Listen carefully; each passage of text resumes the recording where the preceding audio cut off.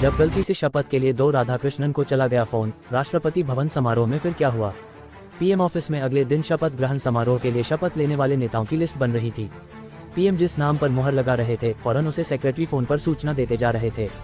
अचानक एक नाम सुनते ही सचिव ने फोन कर दिया। दूसरे दिन उस नाम के 2 लोग शपथ लेने पहुंच गए। फिर क्या हुआ? अगर आप सोचते हैं कि नाम में क्या रखा है तो ये किस्सा सुनकर सकपका जाएंगे।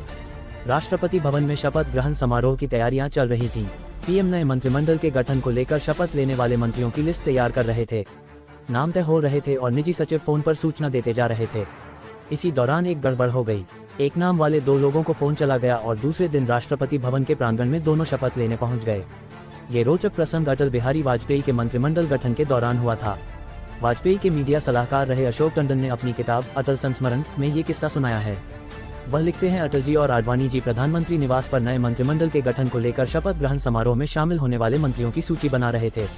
जैसे जैसे नाम तय हो रहे थे वैसे वैसे ही कमरे के बाहर अटल जी के निजी सचिव उन नेताओं को फोन पर सूचना देने का निर्देश दे रहे थे। अंदर से संदेश आया कि राधाकृष्णन जी को सूचना दे दीजिए।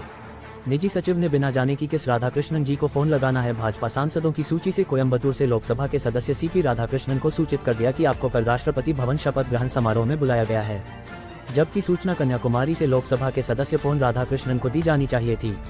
अगले दिन राष्ट्रपति भवन प्रांगण में दोनों राधाकृष्णन पहुंचे थे और वहां नियुक्त अधिकारियों के लिए असमंजस की स्थिति पैदा हो गई थी, क्योंकि कुर्सी पर सीपी राधाकृष्णन लिखा गया था। ऐसे में पहले शपथ ग्रहण समारोह में सीपी राधाकृष्णन ने ही शपथ ली थी और बाद में पोन राधाकृष्णन को भी मंत्रिमंडल में शामिल किया गया था।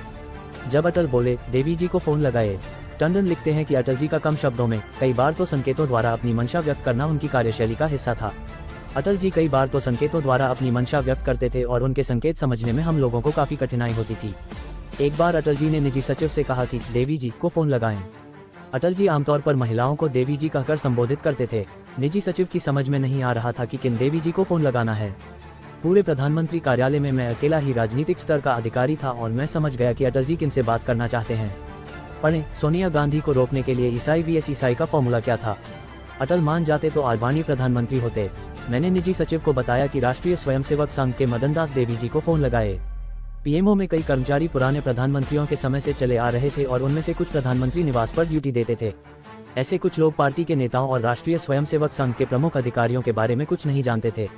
ये शेषाद्री जी कौन हैं? एक बार प्रधानमंत्री निवास पर फोन आया कि माननीय शेषाद्री जी प्रधानमंत्री से बात करना चाहते हैं। जिस पीए ने फोन सुना उसने बिना फोन पर हाथ रखे दूसरे सहयोगी से पूछा, ये शेषाद्री जी कौन हैं? ऐसे ही एक बार पूर्वोत्तर में भाजपा का काम कर रहे वरिष्ठ नेता पद्मनाभ आचार्य ने फोन पर प्रधानमंत्री जी से मिलने का समय मांगा और उधर से एक पीए ने कहा, कौन पद्मनाभ आचार्य? कुछ दिन बाद पार्टी की राष्ट्रीय कार्यकारिणी की बैठक में पद्मनाभ आचार्य ने अटल जी से शिकायत की थी और कहा, आपके कार्यकाल में पार्टी के नेताओं के बारे में कोई जानकारी नहीं रहती और पूछा जाता है कि आप कौन हैं। अटल जी ने इस बात को अत्यंत गंभीरता से लेते हुए निजी सचिव को निर्देश दिया कि वे स्वयं इस मामले की जांच करें और आगे से ऐसी घटनाओं को रोकने का प्रयास करें।